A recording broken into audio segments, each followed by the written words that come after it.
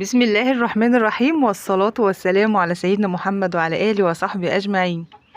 بصوا بقى يا حبايبي، النهارده هعمل قانون لوحدي. هشتغل على السطح لوحدي، ودي أول مرة. ادعولي بقى إن أنا أنجح في الموضوع دوت. دايما طبعا أبو آدم ربنا يخليهولي هو اللي بيعمل القانون، أو طبعا اسم الله عليه آدم هو برضو سواء بيطلع يعملهولي. فالحمد لله كده ان انا يعني بحاول اعقرت كده، وبحاول ان انا اعمل حاجة حتى لو هفشل فيها، اعملها مرة واحاول تاني وتالت ورابع لحد ما انجح فيها، واعملها بقى واتعلمها واعملها على طول. فطبعا لازم الواحد، الحياة عامة كده لازم ان احنا نحاول في كل حاجة. مش اول ما نعمل حاجة وتفشل نيأس بقى ونقعد. لا، لازم نحاول مرة واتنين وتلاتة. وانا الحمد لله من النوع اللي دؤوبه جدا يعني، وبحب اشتغل، وبحب ان انا ما اقعدش ساكته. فما بحبش بقى قعده السرير واتكلفت بقى في الشتاء، وان انا اقعد بقى كده واتفرج على التلفزيون.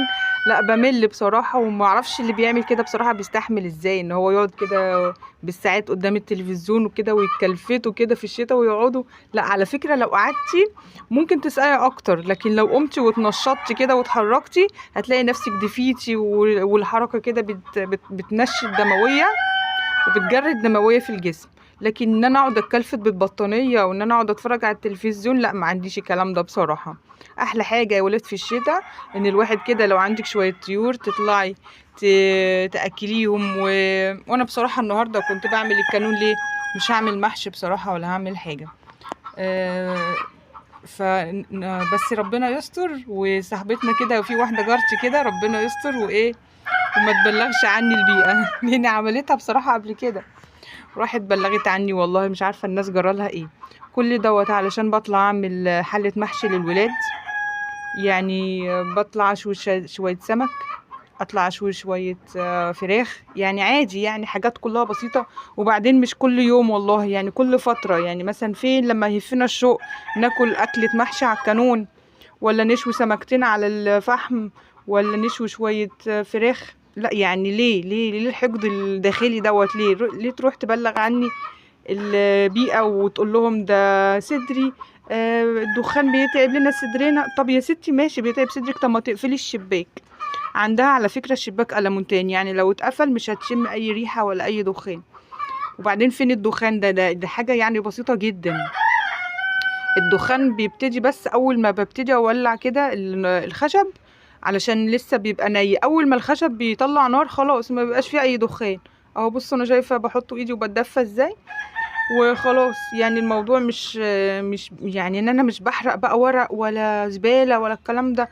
لا، ده انا يعني هم خشبتين عشان اولع مثلا احط حلة محشي. النهاردة انا قلت اسوي تنظيف السمك على السطح. طبعا انا طبعا علشان اتجنبها طبعا، بساعة بنزل اسويه تحت على البوتاجاز. بس بصراحة بيعمل لي ريحة تحت. فقلت معلش الصبحية بدري كده يمكن تكون مخمودة ولا مقتولة ولا مشنوقة. هعمل طيب هقول ما هي منها لله بصراحة، يعني جارة سوي هقول عليها غير كده. فمعلش بقى، ده انا ما بحبش اشتم حد والله، بس هي يعني بصراحة استفزتنا جدا ان هي تروح تبلغ، يعني كلفت روحها والمشوار وده عشان كل ده. علشان ده انا عمري ما تخيلت ان انا ممكن اذي حد كده. ده انا عندنا في الشارع والله حداد، عايزه اقول لكم ان الواحد بيبقى نايم صوت الصاروخ بتاعه يعني ممكن يكون بيظهر كتير في الفيديوهات بتاعتي. صوت الصاروخ بيوصل للجو يعني، والواحد عمره ما فكر ان هو يروح يأذيه في اكل عيشه. فطبعا يعني منها لله، ربنا يهديها يا رب لنفسها. فالنهارده بقى قلت اطلع بدري كده وهي نايمه، انجز كده بسرعه واسوي السمك فوق تنظيف السمك. وبالمره بقى وانا قاعده كده زي ما انتوا شايفين، هخرط شويه كرنب كده للبط الصغير. طبعا البط الكبير انا بحطه له سليم، والفراخ برضو الكبيره بحطها لها سليمه. لكن البط الصغير لحد ما يكبر كده يعني بقطعه له كده حتت صغيره. وفي الاول قبل ما اقطع برضو هشتغل برضو الامر ما يسلمش برضو نبشر بصلايه، ببشرها على فكره بالقشر بتاعها. وجزرتين برضو كده، وانا قاعده برضو كده زي ما انتوا شايفين بقلب الصفيحه بتاعه السمك. يعني الواحد الحمد لله ايده في كل حاجة، والحمد لله النشاط هو احلى حاجة بصراحة. انا اعرف ناس على فكرة عندهم سطوح وما بيستغلوش الموضوع ويربوا، وناس سبحان الله سبحانك يا رب بجد، وناس ما عندهمش مكان وما عندهمش سطوح ونفسهم ان هم يربوا. فسبحان الله والله الدنيا دي غريبة، ولا بتخلي الماشي ماشي ولا الراكب راكب. المهم خلينا في اللي احنا بنعمله. احنا دلوقتي بنعمل ايه؟ بنبشر البصلايه ديت والجزرايه للديوك بتاعتي. تمام. ف والله الحمد لله الديوك ديت انا ما كنتش حاطه فيها امل خالص ان هي تعيش، فسبحان الله يعني وانت تشاء والله يفعل ما يشاء. الحمد لله يعني عاشوا وربنا قدر لهم السلامه. ان انا كنت جايباهم بصراحه من الشارع، ناس كتير قوي سالوني كتاكيت دي نوعها ايه ونوع، انا عرفت نوعها وعرفت دورة حياتها، وقلت لكم قبل كده في الفيديو اللي فات الديوك دي. طبعا انا مش هي ظاهره مش ظاهره معايا دلوقتي في الفيديو، بس اللي متابعني يعني عارف وشافهم قبل كده. الديوك دي فرز الفراخ البياضة، ودورة عمرها 3 شهور. لما تكون بقى تكبر وتبقى تحمل وزن اللي هو مثلا ايه، كيلو ونص 2 كيلو، يبقى عمرهم 3 شهور. وبصراحة انا كنت جايباهم كده صدفة من الشارع، كان عند المدرسة بتاعت بنتي كده واحد واقف، فقلت اجيب شوية واجرب حظي. جبت 20 والحمد لله، ربنا يبارك لنا فيهم يا رب. الحمد لله لحد الآن كويسين جدا معايا. لكن انا طبعا اهتميت بيهم وهم صغيرين بقى، واللمبة والعسل بقى، استقبلتهم بالعسل، واستقبلتهم برضو بتحصينات طبيعية زي البصل والثوم والليمون. الحمد لله الواحد لما بيشتغل ربنا بيديله نتيجة شغله ونتيجة مجهوده. وعايزة اقولك يا حبيبة قلبي، طول ما انت قاعدة كده ما تقعديش ساكتة، لا لازم تربي وتعملي. والتربية في البيت والله العظيم حتى لو مش هتبيعي انت برضو كسبانة، لان انت برضو هتلاقي ايه، حاجة تذبحيها لولادك، حاجة تفرحي بيها ولادك. عايزة اقولك ان ربنا بيرزق علشان خاطر الطير ده. مين عالم والله العظيم، مين عالم يمكن ربنا يرزقك مخصوص عشان خاطر الطير اللهفان دوت، علشان دي روح. وطول ما انت مسؤولة عن الروح ديت ربنا هيرزقك عشان خاطرها. فانت يا حبيبة قلبي اوعي تكسلي وتقولي ده العلف غالي، ده انا هربي ايه، ده الحاجة غالية والاعلاف غالية، ده انا اجيبها جاهزة احسن. لا والله صدقيني عن تجربة.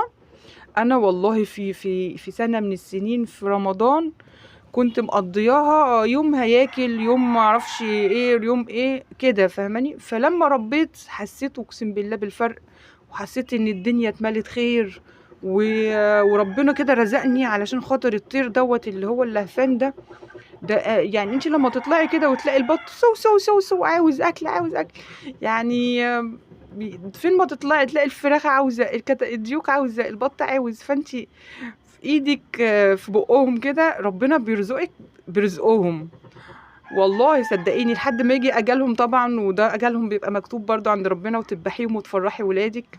فسبحان الله والله صدقوني التربية في البيت والله متعة، متعة وحاجة مجازية جدا. والله صدقوني هتجازي معاكم جدا لو انتوا مشيتوا على الخلطات الموفرة اللي احنا بنعملها.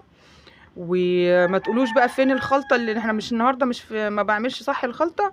بس انزلوا شوفوا الفيديوهات القديمة بتاعتي، مش قديمة قوي يعني، هي من اسبوعين 3 كده. هتلاقوا الخلطة بالظبط والمكونات بالظبط والوصفة بالظبط في الفيديوهات اللي تحت.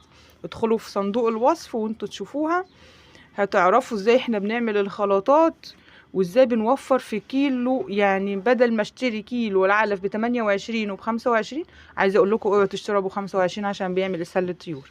المهم لو هتجيبوا الممتازه ب28 مقارنه باللي انت هتعمليه في البيت هتوفري 15 جنيه في الكيلو. فانت طبعا هتربي كده وانت مرتاحه، وبصي وهتوفري وتملي بوكك فلوس. وهتجيبي كمان بالفرق شوية كتاكيت، شوية بط، شوية حمام. عايزة اقول لكم برضو كل حمام بسم الله ما شاء الله، انا حتى لو مش هاخد منه انتاج انا بحبه يكون موجود على السطح برضو خير والله. وحاجة حلوة وحاجة تفرح كده، كفاية ان انتي لما تبصي لهم كده تفرحي. والله صدقوني وانا قاعدة بقى ان انا ايه النار غلبتني شوية على ما اشتغلت. بس قعدت بقى ايه قاعده مبسوطه بقى كده في نور ربنا. وهقوم بقى ادي البط يعني عمال فطرته وبرده عمال يصوصو، فقلت خد اتسلى شويه في ورق الكرنب ده، بدل ما ما تقعدوا تصوصو، مع ان انا مفطراهم وعامله لهم الخلطه بتاعتي. ولما بيفطروا بيفضلوا بقى يستحموا كده في الميه ويبلبطوا. فانا برضو يعني بعد ما افطرهم اقوم مخرطه لهم شويه خضره، برسيم بقى، خس، ورق خس. احنا في الشتاء والخضره كتير الحمد لله. ممكن اجيب وانا في السوق مثلا اجيب خصايتين، ولما اشتري حزمه الخس اقوم قايله للراجل اديني بقى شويه ورق خس. يقول لي خدي اللي انت عاوزاه. املى شنطه، املى لهم شنطه واجي اقطعها لهم زي كده. وطبعا ده بصوا بقى انا باكل طيوري احلى حاجه اهو، فينو وقرص وحاجات جميله. طبعا انا بنشفها شويه عشان اكسرها. بصوا بكسره يعني بنشفه الاول، بعد كده بدقه بحته خشبايه كده عريضه واقوم دقاه. طبعا القرص والفينو اللي انتوا شفتوه دوت كلها حاجات من الفرن. طبعا برضك بوفر برضك يعني مع العيش اللي هو البلدي. انتوا كل اللي بيربوا طبعا عارفين ان احنا بنشتري العيش البلدي، ما عادش حد بيقدر يحوشه دلوقتي ولا حد يقدر يوفره. فطبعا بنشتريه من ناس بيبيعوه. يعني في ناس متخصصة بيلموا العيش مثلا بيشتروه هم كيلو مثلا ب5 ويبيعوه لنا احنا ب10. فاحنا طبعا بنشتري شوالين على قد ما بقدر. طبعا علشان ما حدش برضو يقول لي ده ام ادهم انت بتاكلي الطيور بتاعتك فينو وقرص، ايه الافتراء ده؟ لا طبعا، هو انا طبعا بجيبه بيبقى ناشف. يعني الفرن بيبيعهولي بالكيلو برضك. الكيلو ب10 جنيه، سواعي ب9 كده يعني. والخضرة طبعا بنروح نشتريها برضك دلوقتي، كل حاجة دلوقتي بقت بالفلوس والله، ربنا يرحمنا يا رب. بس برضك على قد ما بنقدر بنوفر. مثلا هنجيب مثلا شوية خضرة برضو نوفر معانا طاقة. العيش برضك أرخص من الدشيشة وأرخص من العلف، فبرضو بندخل كل دوت في الخلطة بتاعتنا. عايزة أقول لكم بقى إن الفينو دوت الراجل بيقول لي أنا كنت بفاصل معاه وعايزة أخده ب8، فبيقول لي يا ام ادهم ده كفايه ان هو فيه زيت وسكر وسمنه وطبعا يعني حاجه متكلفه يعني. فسكت بصراحه، ما رضيتش اتكلم، قلت يعني الله يكون في عونه بصراحه.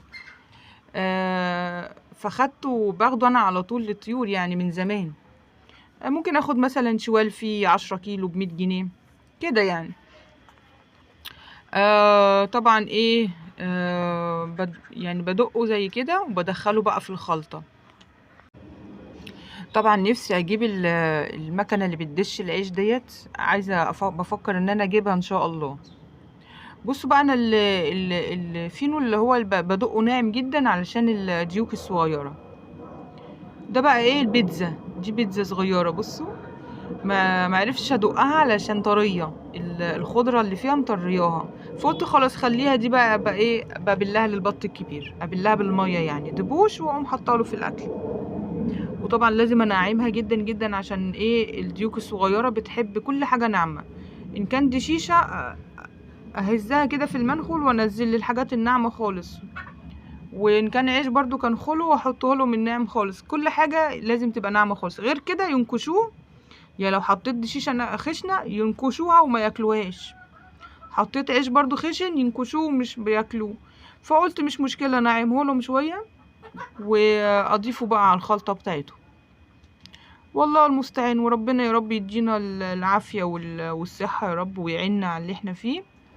وطبعا ما عملناش كده مش هنلاقي يعني. والله عايزة اقول لكم الحاجة في البيت برضو بتوفر معايا كتير والله. اطلع اذبح لي بطاية، اذبح لي جوز حمام، اذبح لي مثلا فرخاية. قبل كده لقيت فرخة واقفة كده واقفة ما بتاكلش، يعني من اول يوم قلت لا مش هستنى لما تكش وتتعب، لا تعالي. رحت محللاها قلت لها تعالي حبيبتي انت هتقفي لي كشه ما بتاكليش ليه؟ خير تعالي قبل ما تخس، ما انا لو سبتها هتخس وممكن الله اعلم بقى، ممكن لو في حاجه تعدي الطيور التانية. فقلت لا تعالي يا حبيبتي. فرحت ايه شطاها، بسم الله ما شاء الله، كان فيها بتاع 2.5 2 كيلو 2.5 كده. فالحمد لله يعني الواحد بيطلع بيلاقي خير في تحت ايده. بيضتين مثلا للعيال نفطر بيهم الصبح. كده. ما كناش نتعب واحنا شباب يا ولاد، هنتعب امتى؟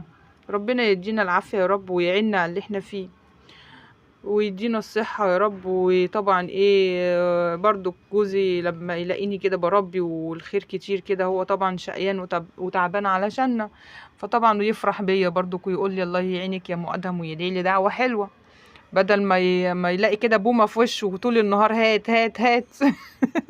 فطبعا لازم نساعدهم يا ولاد، امال ايه؟ الحياة بقت صعبة، ولازم طبعا نتعب وايد على ايد تساعد، زي رأي المثل، صح ولا لا؟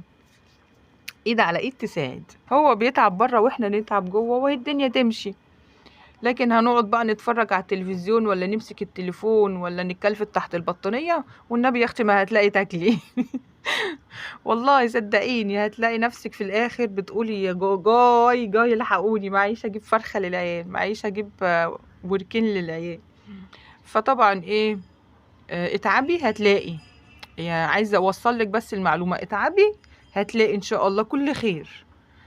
ستنا عائشة وستنا خديجة وكل آل بيت رسول الله كلهم بيضربوا مثل في الموضوع دوت، بالجهد اللي كانوا بيعملوه، جهد الشاق جدا. وهم كانوا طبعا يعني من خيرة خلق الله. وطبعا هم بيضربوا لنا المثل في النشاط والجهد، ان انت تبقي تسعي كده وتكوني أزر لجوزك وتكوني سند ليه وتكوني كل حاجة في بيتك. فطبعا هم اكتر ناس بيضربوا لنا المثل في الموضوع دوت، ان هم كانوا قد ايه بيستحملوا الحياة الصعبة والشاقة، ان هم ويشيلوا الشوال. يعني الست منهم كانت تشيل شوال مثلا الغلة وتحط وتعمل في بيتها كل حاجة وتقيد نار وتعمل. فطبعا احنا هم قدوتنا وهم اسوتنا في الحياة، فهم طبعا خير خير آل بيت الله طبعا. فطبعا صلوا يا جماعة على النبي صلى الله عليه وسلم وعلى آل بيته أجمعين. اللهم صل وسلم وبارك